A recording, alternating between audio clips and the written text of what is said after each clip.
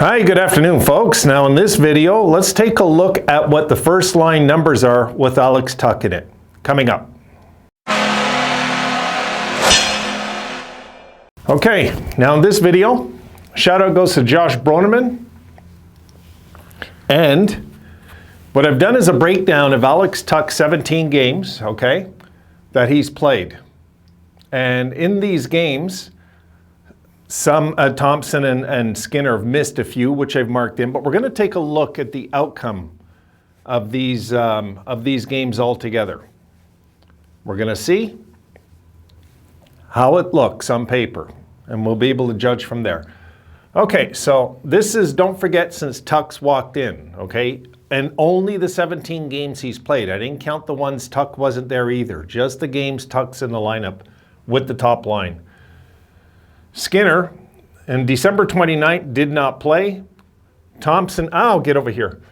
Thompson had 2 goals, no assists. Tuch had an assist. December 30th, Skinner didn't play. Thompson had no points. Tuch had no points. January the 1st. January the 1st, Skinner finally is back now.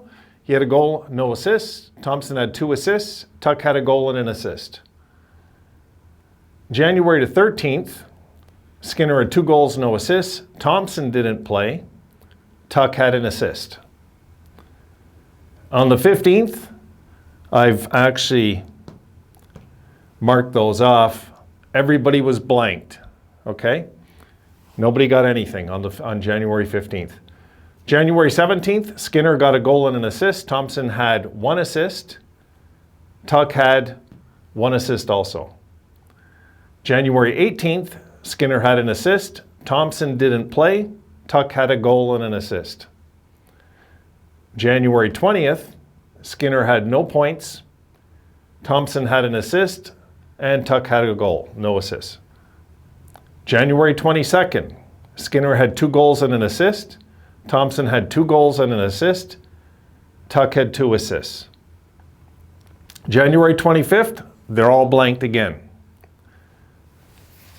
January 29th, no points for Skinner.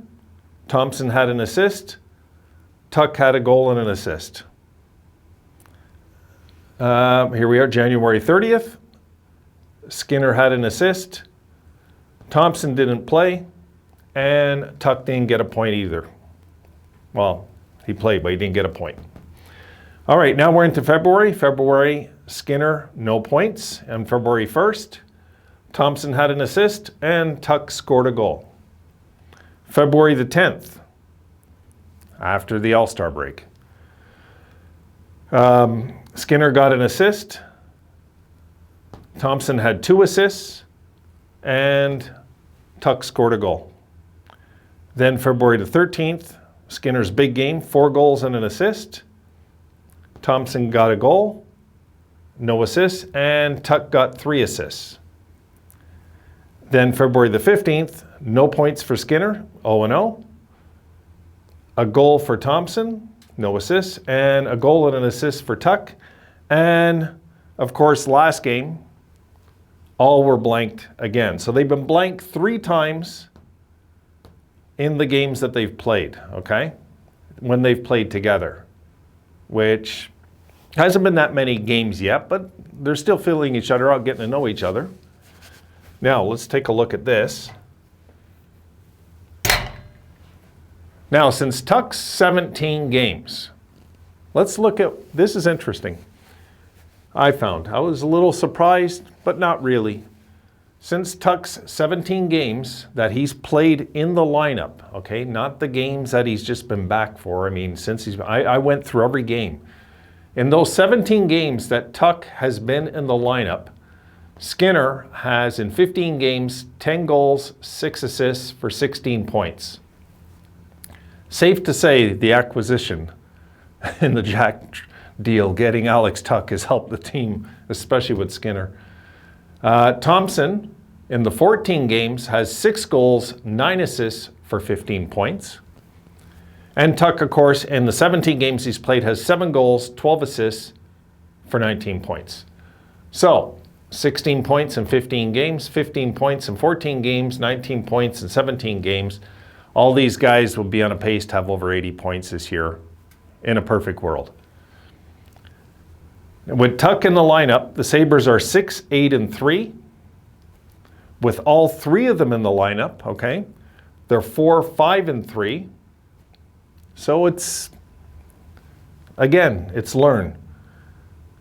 Okay, when the trio, when a point is registered by anybody, it doesn't matter if Thompson or Skinner or whoever gets just an assist in the game. As long as one of them gets a point, the Sabres are 4, 2, and 3. So we've lost 2 in 9 regulation when one of these three registers a point in a game. That's really a good thing.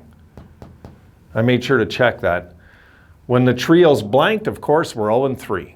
It's as simple as that. We're 0-3 and 0. Tuch, when a point is registered, when he gets a point in a game, we're over 500. We're 6, 5, and 3 anytime Alex Tuch scores a point, which isn't really a surprise.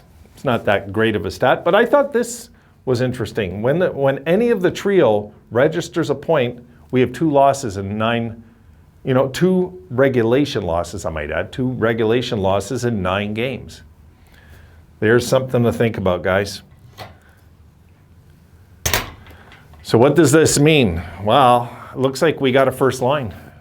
And this was something that a lot of people were saying that we're not going to, it just doesn't look like we're going to have or ever get again once we lost Jack. And guys, as you can see, of course it's going to take some time for this to gel. This is not going to be an overnight process. We've seen the overnight thing, what happened with Jack and Skinner in the first year.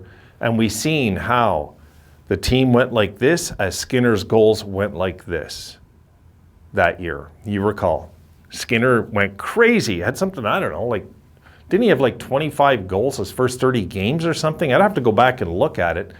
And then the rest of the year he is, the rest of the year. And then we gave him that monster contract. But if we can get Skinner, I wouldn't say getting 40 goals, guys, consistent. That's all I want to see out of Skinner is consistent. You look 1 goal, 2, 0, 1, 0, 0, 2, 0, 0. Here's the thing that he does. 0, 0, 0, 0, 0. You see? 5 games without a goal, has a 4-goal outburst in Montreal, and then 2 games in a row he hasn't scored again. So 7 of his last 8 games, Skinner hasn't scored. Not taking a dig at Skinner, but I'm just saying we need him more than 1 out of 8 games to score. I'd rather see these 4 spread out. But I think that will happen in time. I do. Tage has been very consistent with getting points, Really, if you look with him with Tuch, there's a 0 there. Then there's 1 game without a point, another game without a point, another game without a point. But he always bounces right back, you see? And he hasn't had back-to-back games when Tuch has played without getting a point. And Tuch, of course, has had 5 games, 1, 2, 3, 4, 5 games with no points, and the game, last game was a disaster, as we all know, for many of the Sabres, not just these guys. But all in all, we've got a first line again. These guys are all averaging more than a point a game average when they play together. This is really good, and of course, Granato experimented and didn't have it all, but it's been pretty much set in stone since Tuch has played. This is kind of the line, right? This is kind of our number 1 line for sure. But he didn't just go and experiment with Tuch everywhere. He kind of just put this together and said, okay, this is going to work. Because I think Tuch can help any line on our team. I know, I was talking with a Sabre, I think it was a Sabre fan months ago, and he was disappointed we got Tuch, and he thought Tuch's a 3rd liner. I'm like, what's this? I don't get where some of the thinking comes from. Guys, don't pay too much attention out there of a popular opinion and people taking shots at us. I knew this was a first liner the minute we got him. No doubt in my mind right away. So this is, without a doubt, we have a first line. And we probably have 2 lines, guys. We do, because we have a lot of options with the young talent on this team. We're going to have at least 2 lines next year solid, and we can figure out the bottom fourth line. It's going to be the third line, I think, that's going to be a little tricky to identify what we have. We want to get a line that's going to at least do something on the third line, not just a checking line. That's for the fourth line, not the third line. I want the third line to have some offensive punch, like our old 6 team did. You know? It's looking good for the future, guys. Let's just leave it at that for now. Okay, that's it. I want to get on a bit of a roll today, so I'm going to get on the next video. See you in that one.